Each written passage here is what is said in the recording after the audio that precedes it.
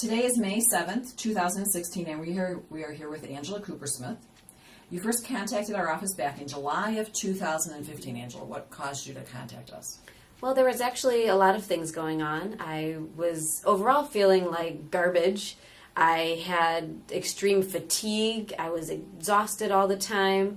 I didn't have any energy, and I had what I thought and what I found out was some major sleep issues. I was not able to sleep through the night. I was very easily woken, whether by my husband or my fiance moving in the bed, or light, or sound, or just myself. I couldn't sleep through the night. So for about 3, almost 4 years, I had been struggling with it, and I had approached my primary physician about my sleep issues and my concerns, and she sent me to a sleep clinic to do a sleep study overnight, and they said I had pretty classic narcolepsy, where I wasn't going through the proper sleep cycles every evening, and of course that's why I was tired and lethargic and didn't have any energy.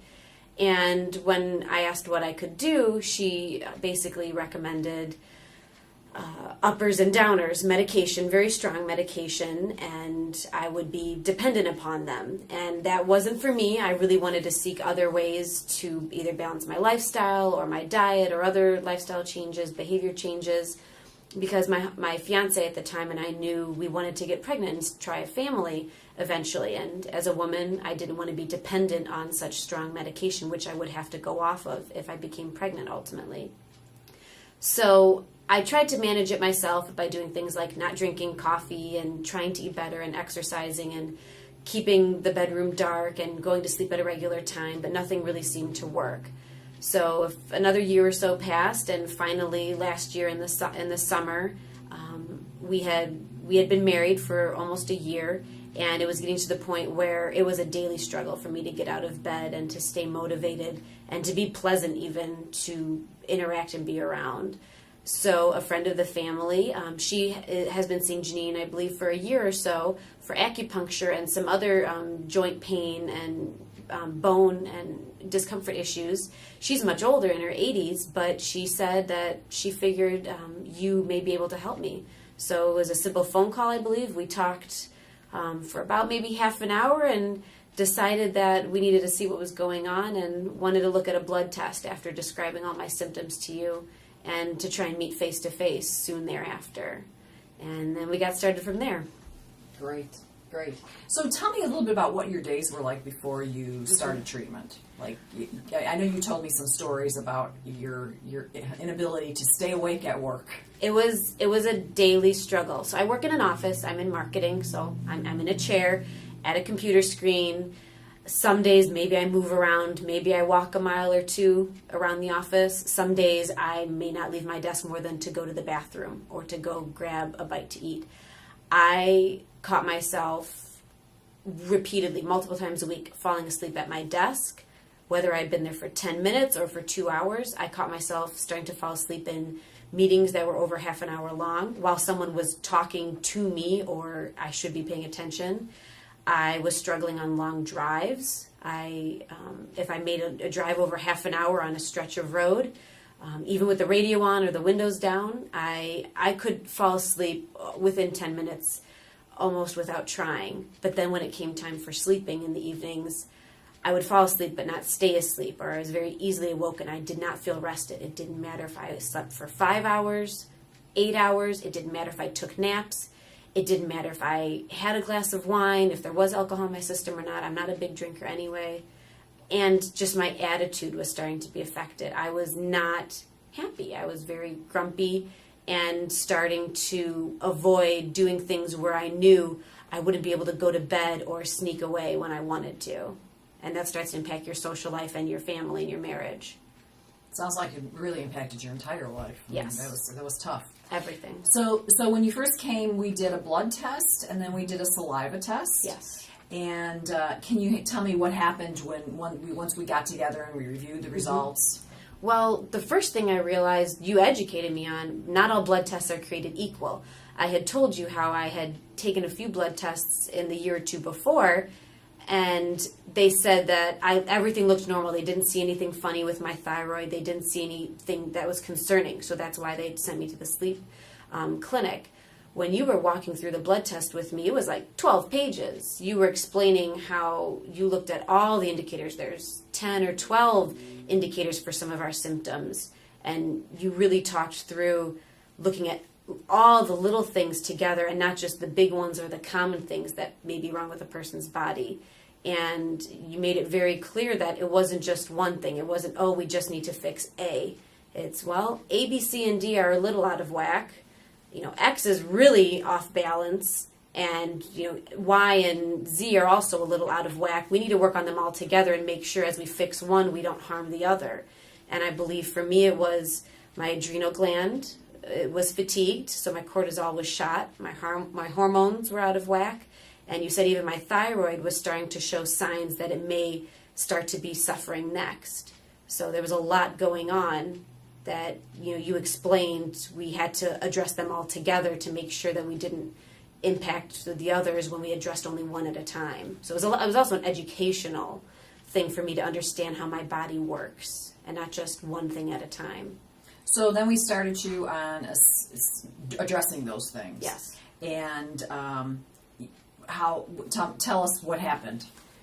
I was overwhelmed, quite honestly. I think it was 13 or 14 different pills, liquids, what else? A cream for my neck, a powder I had to mix with juice or water, and then the diet you and I talked about. Mm-hmm. So I go get those pill organizers. I had one for AM, PM, and lunch.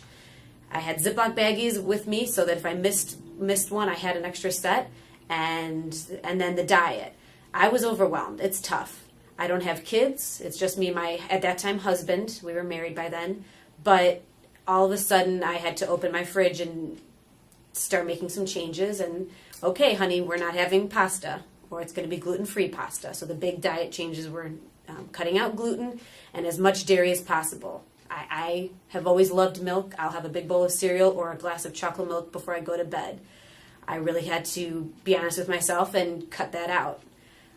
It took me about a week or two on the diet to shift completely to be as strict as you asked me to be. But when I sat down and thought about it, I said, you're not asking me to eat only 10 items for the next 6 months. You really were only asking me to be more selective and go towards vegetables, lean proteins, and cut out the carbs, the gluten, and the dairy. And I realized when I had to get creative, there was more food than I thought. There were more options. And the spices and the flavoring, pepper and salt and all the other, I love Italian seasonings. They became very useful. I learned how to cook quinoa properly so that it actually tasted, good. I found some juices that I liked that I hadn't tried before. So cutting out the soda, cutting out the milk. It was a big change. So after 2 weeks, it was easier. And then after about 4 weeks, it was becoming second nature. I had shifted my grocery shopping. My husband was on board because I'm not cooking 2 separate meals, and neither is he. And the pills, it was just a reminder. I had to set reminders on my phone, so at the workday, I didn't miss my lunch set of supplements. And in the morning, making sure I didn't forget, some I had to take before I ate. So it was a challenge. But after 4 weeks, they say it takes 30-some days to form a habit. It was less of a stress, and I was able to let go of, man, this is such a pain, and start focusing on, well, how am I feeling? And at about the 6-week mark, we started in October. It was Thanksgiving, 6-7 weeks. My mom made a big deal because she's like, well, what can I cook? What can you eat? Thanksgiving has certain things that you typically eat. How am I going to make a gravy that doesn't have flour in it? She figured it out. She found some alternatives. I didn't eat the dinner rolls. That was fine. They had cake. I had some gluten-free muffins that I made for myself. And that weekend, I really got a chance to reflect, and I said, man, I feel great. And I'm not craving those cookies and breads and cereals and pastas. I'm not craving a big glass of milk because I'm coming prepared. I brought a big bag of salad, my nuts. I brought my apple chips.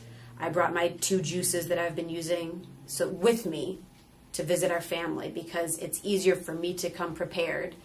And I was starting to notice a shift after about 6-7 weeks. And the biggest thing was I was waking up before my alarm. I could go to bed at about 9, 10 o'clock, and I would, like clockwork, wake up about 5 minutes before my 6 a.m. alarm for work, and I was ready to go.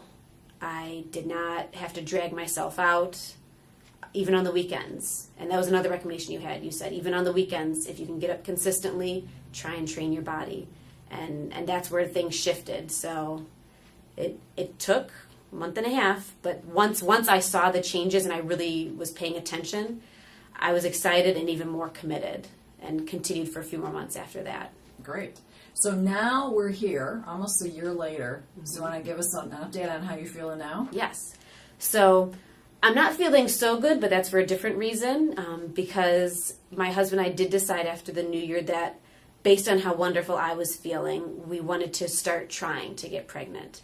So after talking with you, ideally we would have waited a little bit longer, but if my body allowed me, we said we'll see what happens. So we did get pregnant in early February.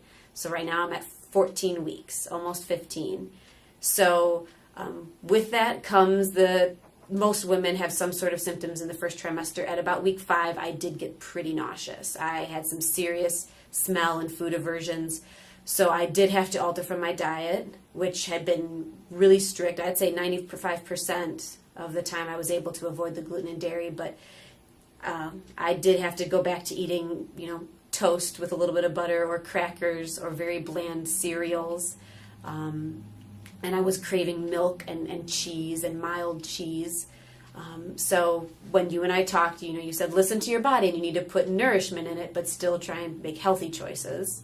So I had to cut back a little bit from our original diet plans, and then we did discontinue a lot of the supplements because we didn't want that to fight what's going on with nurturing for the baby.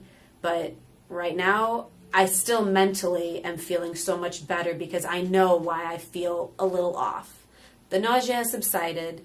I wouldn't say I have the energy I had back in December, January, but that's because I'm growing a baby. But we wouldn't have been here if I hadn't put in the work with you last year. And we plan to then, after the baby comes, see what we can do to keep me back on track and continue rebalancing all my hormones and everything. Because if I don't take care of myself, how can I take care now of my husband and a baby? Mm-hmm. So do you have any recommendations for future patients?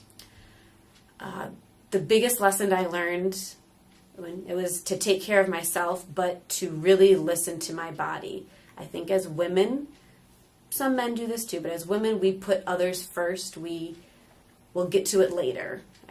They have a problem, or they need me, or my family needs me, or my spouse needs me, or the kids need me. And we downplay maybe our discomfort or our pain or our stress or whatever's going on with our bodies. And I was doing that. I was saying, it's fine. I'll snap out of it at some point, or I just need to work out more, or I just need to not drink coffee. No, there was something going on, and I'm very lucky that I had someone that was working with you that she said, Angela, just give her a call. And the whole concept of, just talking, having a conversation, a one-on-one, there is no risk to that. I didn't have to pay you. It wasn't a commitment. I wasn't going to have to commit months of my time. I just needed to hear a different side. And it really clicked that when I started talking about my issues and my concerns, more people wanted to help me. People didn't just say, oh, well, there's something wrong with her, she needs to figure it out. People want to help you. And as women, we tend to carry it ourselves and think we have to solve it ourselves. There was no way I was going to figure this out myself. I hadn't for 4 years. And by simply reaching out and learning and then being educated, then I was able to help myself with the help of someone, like you, to guide me with the knowledge that I just don't have. Great. Now, you live in Normal. Mm-hmm. Did you find it hard working with us at all? At first, I was concerned that it would be, because I said, well, how can I see her? I don't come because my family's from up here. But once we had the conversation on the phone, and then I did the next time I was in town, we met face-to-face, it was not difficult after that. I did appreciate meeting you face-to-face. I like to know who I'm talking to. I don't like working remotely. But after that initial meeting, I believe we only met one other time after that. It was all over the phone, over email. Yes, I would call the office, and sometimes I didn't reach someone, but you would call me back the next day. Via email, actually, I think would hear back the fastest. And if it was something important, we'd set up a call.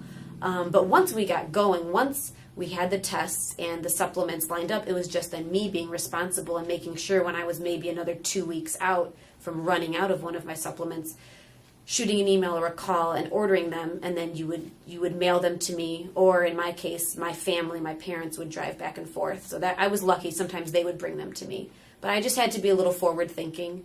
But with technology these days, I mean, we could have probably even web chatted via Skype if I really needed to. But since it was all going on inside me, it was just me being honest and telling you my symptoms as things were getting better or worse, and us adjusting from there. So it took an effort, but once we got rolling, it's no different than me going to a doctor's office, because then I have to schedule that and I have to take time off work.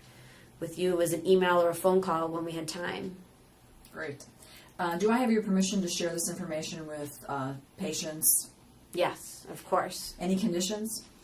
No. I hope others can find, some solutions and some help for whatever they're going through, or at least another alternative, at least knowing there's other ways out there to fix your health and to be healthier in general. Well, thank you very much, Angela. You're welcome.